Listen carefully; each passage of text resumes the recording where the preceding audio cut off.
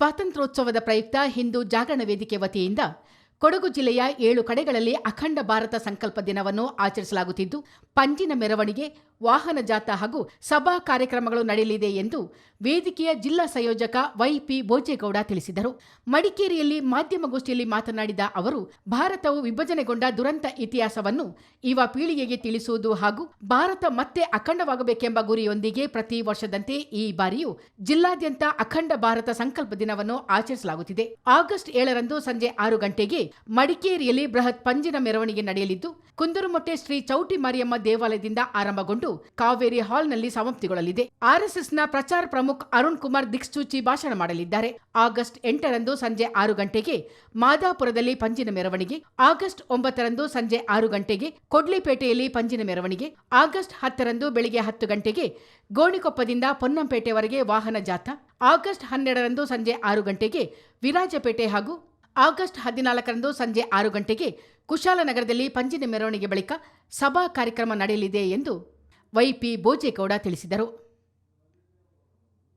ಆ ನಿಟ್ಟಿನಲ್ಲಿ ನಾವೇನು 79ನೇ ಸ್ವಾತಂತ್ರ್ಯ ದಿನಾಚರಣೆ ಆಚರಣೆಯೊಂದಿಗೆ ಈ ಅಖಂಡ ಭಾರತ ಸಂಕಲ್ಪ ದಿನವನ್ನು ಸಹ ಆಚರಣೆ ಮಾಡ್ತಾ ಇದ್ದೀವಿ. ಅದ್ರ ಪ್ರಯುಕ್ತವಾಗಿ ಯಾಕಾಗಿ ಅಂತ ಹೇಳಿದ್ರೆ, ನಮಗೆ 1947 ಆಗಸ್ಟ್ 15ರಂದು ನಮಗೆ ಸ್ವಾತಂತ್ರ್ಯ ದೊರೆಯಿತು.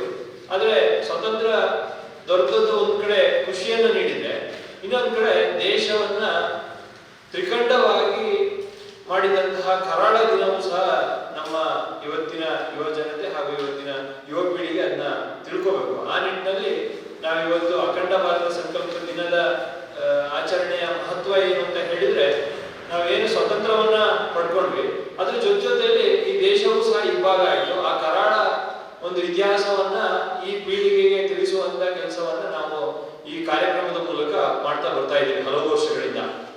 ಅದರ ಜೊತೆಗೆ ಇತ್ತೀಚಿನ ದಿನಗಳಲ್ಲಿ ದೇಶದ ಒಳಗಡೆ ಪ್ರಾಂತದ ಹೆಸರಲ್ಲಿರ್ಬೋದು, ಭಾಷೆಯ ಹೆಸರಲ್ಲಿರ್ಬೋದು, ಬೇರೆ ಬೇರೆ ಪಂಗಡದ ಹೆಸರಲ್ಲಿರ್ಬೋದು ಸಹ ಆ ವಿಚಾರಗಳನ್ನ ಇಟ್ಕೊಂಡು ದೇಶವನ್ನ ಇಬ್ಬಾಗ ಮಾಡುವಂತಹ ಒಂದು ದುಷ್ಟಕೂಟಗಳು ಸಹ ಈ ದೇಶದೊಳಗಡೆ ಕಾರ್ಯನಿರ್ವಹಿಸುತ್ತಿದೆ. ಇವತ್ತಿಗೆ ಉದಾಹರಣೆಗೆ ತೆಗೆದುಕೊಳ್ಬೇಕಾದ್ರೆ ಖಲಿಸ್ತಾನಿ ಹೋರಾಟ, ನಮಗೆ ಪ್ರತ್ಯೇಕ ರಾಷ್ಟ್ರವನ್ನ ಕೊಡಿ ಅಂತ ಹೇಳಿ ಪ್ರತ್ಯೇಕತೆಯ ಕೂಗನ್ನ ತಂದಿದ್ದಾರೆ. ಹಾಗೆ ಈಶಾನ್ಯ ರಾಜ್ಯಗಳು ನಮಗೆ ಪ್ರತ್ಯೇಕ ದೇಶವನ್ನ ಕೊಡಿ ಅಂತ ಹೇಳಿ ಒಂದು ಕೂಗನ್ನ ತೆಗೆದಿದ್ದಾರೆ. ಹಾಗಾಗಿ ಈ ದೇಶ ಒಂದು ಅಖಂಡವಾಗಿದ್ದಂತಹ ದೇಶ, ಏನು ಇವತ್ತಿನ ಬಾಂಗ್ಲಾದೇಶ ಇರ್ಬೋದು, ಇವತ್ತಿನ ಅಫ್ಘಾನಿಸ್ತಾನ ಇರ್ಬೋದು, ಇವತ್ತಿನ ಪಾಕಿಸ್ತಾನ ಇರ್ಬೋದು, ಇವೆಲ್ಲವೂ ಸಹ ಒಂದು ದೇಶವಾಗಿದ್ದಂಥದ್ದು. ಅದು ಯಾವ ಕಾರಣಕ್ಕಾಗಿ ಇಬ್ಬಾಗ ಆಯ್ತು, ಅದರ ಏನು ವಿಭಾಗ ಮಾಡಲು ಯಾರ್ಯಾರು ಪಿತೂರಿಯನ್ನು ನಡೆಸಿದ್ರು, ಇದೆಲ್ಲವನ್ನ ಇವತ್ತಿನ ಈ ಯುವ ಪೀಳಿಗೆಗೆ ತಿಳಿಸುವಂತ ಕೆಲಸವನ್ನು ಮಾಡಬೇಕು. ಆ ನಿಟ್ಟಿನಲ್ಲಿ ನಾವು ಇವತ್ತು ಜಿಲ್ಲೆಯಲ್ಲಿ ಒಟ್ಟು 6 ಕಾರ್ಯಕ್ರಮಗಳನ್ನ ಮಾಡ್ತಾ ಇದ್ದೇವೆ.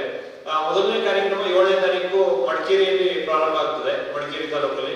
2ನೇ ಕಾರ್ಯಕ್ರಮ ಮಾದಾಪುರದಲ್ಲಿ 8ನೇ ತಾರೀಕು ಪಂಜಿನ ಮೆರವಣಿಗೆ, ಅಲ್ಲಿಂದ ಕೊಡ್ಲಿಪೇಟೆಯಲ್ಲಿ 9ನೇ ತಾರೀಕು ಪಂಜಿನ ಮೆರವಣಿಗೆ ಕಾರ್ಯಕ್ರಮ. ಎಲ್ಲವೂ ಸಹ ಸಂಜೆ 6 ಗಂಟೆಯಿಂದ ಪ್ರಾರಂಭ ಆಗ್ತದೆ. ಹಾಗೆ 12ನೇ ತಾರೀಕು ವಿರಾಜಪೇಟೆಯಲ್ಲಿ ಕಾರ್ಯಕ್ರಮ ಪಂಜಿನ ಮೆರವಣಿಗೆ. ಹಾಗೆ 10ನೇ ತಾರೀಕು ಪೊನ್ನಂಪೇಟೆಯಲ್ಲಿ ವಾಹನ ಜಾಥಾ, ಅದು ಮಧ್ಯಾಹ್ನ ಕಾರ್ಯಕ್ರಮ ಇರ್ತದೆ, ಸಭಾ ಕಾರ್ಯಕ್ರಮ. ಹಾಗೆ 14ನೇ ತಾರೀಕು ಕುಶಾಲನಗರದಲ್ಲಿ ಕೊನೆ ಕಾರ್ಯಕ್ರಮ, 14ನೇ ತಾರೀಕು ಕುಶಾಲನಗರದಲ್ಲಿ ಕಾರ್ಯಕ್ರಮನ ಮಾಡ್ತಾ ಇದ್ದೇವೆ. ಒಟ್ಟು ಇವತ್ತು ಏನು 71ನೇ. ಇದು ಒಂದು ಧರ್ಮಕ್ಕೆ ಸೀಮಿತವಾದ ಕಾರ್ಯಕ್ರಮವಲ್ಲ, ದೇಶದ ಅಖಂಡತೆಗೆ ಸಂಬಂಧಿಸಿದ್ದು ಎಲ್ಲ ಭಾರತೀಯರು ಒಗ್ಗೂಡಿ ನಡೆಸಬೇಕಾದ ಕಾರ್ಯಕ್ರಮವಾಗಿದೆ. ಹೀಗಿದ್ದರೂ ಕಾರ್ಯಕ್ರಮ ಆಯೋಜನೆಗೆ ಪೊಲೀಸ್ ಇಲಾಖೆಯಿಂದ ಬಾಂಡ್ ಕೇಳುವುದು, ವಿವಿಧ ಇಲಾಖೆಗಳಿಂದ ಅನುಮತಿ ಕಡ್ಡಾಯಗೊಳಿಸುವುದು ಹಾಗೂ ನೋಟಿಸ್ ನೀಡುವ ಕ್ರಮ ಖಂಡನೀಯ. ಯಾವುದೇ ಸಮರ್ಪಕ ಕಾರಣವಿಲ್ಲದೆ ಕಾರ್ಯಕ್ರಮವನ್ನು ರದ್ದುಗೊಳಿಸುವ ಷಡ್ಯಂತ್ರ ನಡೆಯುತ್ತಿದೆ ಎಂದು ಆರೋಪಿಸಿದ ಬೋಜೇಗೌಡ, ಇಂದಿನ ಯುವ ಪೀಳಿಗೆ ದುಶ್ಚಟಗಳಿಗೆ ಬಲಿಯಾಗಿ ತಮ್ಮ ಜೀವನವನ್ನೇ ಹಾಳು ಮಾಡಿಕೊಳ್ಳುತ್ತಿದೆ. ದೇಶ ವಿರೋಧಿ ಶಕ್ತಿಗಳು ಯುವ ಜನರನ್ನ ತಮ್ಮ ಉದ್ದೇಶಗಳಿಗೆ ಬಳಸಿಕೊಳ್ಳಲು ಪ್ರಯತ್ನಿಸುತ್ತಿವೆ ಎಂದು ವೈ.ಪಿ. ಬೋಜೇಗೌಡ ಆತಂಕ ವ್ಯಕ್ತಪಡಿಸಿದರು. ಇವತ್ತು 3 ಲಕ್ಷದ ಬಾಂಡ್ ಅನ್ನ ಕೇಳಿ 24 ಗಂಟೆಗೆ ಒಂದು ಬಾಂಡ್ ಅನ್ನ ಕೊಡಬೇಕು ಅಂತ ಕೇಳ್ತಾ ಇದ್ದಾರೆ.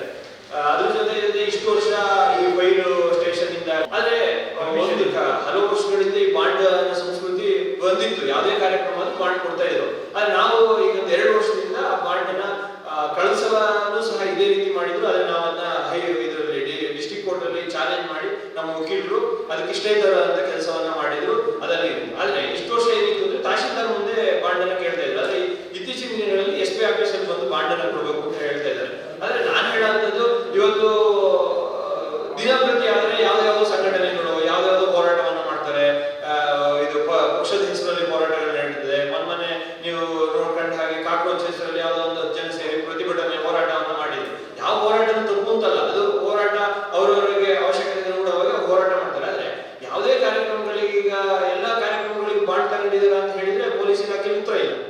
ಗೋಷ್ಠಿಯಲ್ಲಿ ಹಿಂದೂ ಜಾಗರಣ ವೇದಿಕೆಯ ಜಿಲ್ಲಾ ಸಹ ಸಂಚಾಲಕ್ ಶರತ್ ಪೆಮ್ಮಯ್ಯ, ಜಿಲ್ಲಾ ಕಾರ್ಯಕಾರಿಣಿ ಸದಸ್ಯರಾದ ಎಲ್ ಹರೀಶ್, ಶಾಂತಯ್ಯಣ್ಣ ತಿಮ್ಮಯ್ಯ, ಮಡಿಕೇರಿ ತಾಲೂಕು ಸಂಯೋಜಕ ಬಾಲಕೃಷ್ಣ ರೈ, ವಿರಾಜಪೇಟೆ ತಾಲೂಕು ಸಂಯೋಜಕ ಬಿಬಿ ಸಂಜೀವ್ ಹಾಜರಿದ್ದರು. ಚಿತ್ತಾರ ನ್ಯೂಸ್ ಮಡಿಕೇರಿ.